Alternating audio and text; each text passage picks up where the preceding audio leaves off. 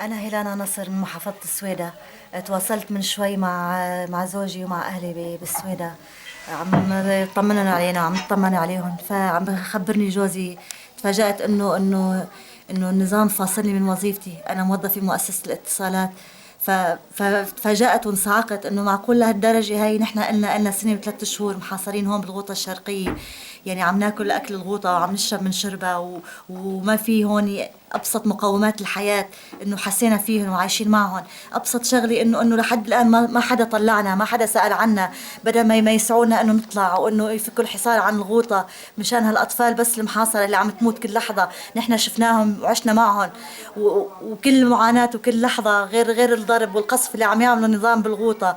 بدل ما يطلعنا وبدل ما يفتح الطريق عليهم ويأمن لهم الادويه والغذاء، بيروح بيفصلني من دوامي او بعتبر مثابه مستقيلي. طب معقول؟ يعني ابسط شغله لازم يكافئونا، لاهالينا، بس لاهالينا يعوضوهم شيء عن غيابنا عنا. معقول يفصلونا من دوامنا؟ طب كيف بدنا ناكل؟ اولادنا اللي برا شلون بدهم ياكلوا؟ شكرا كثير لك يا نظام يا دولي، شكرا كثير لكم.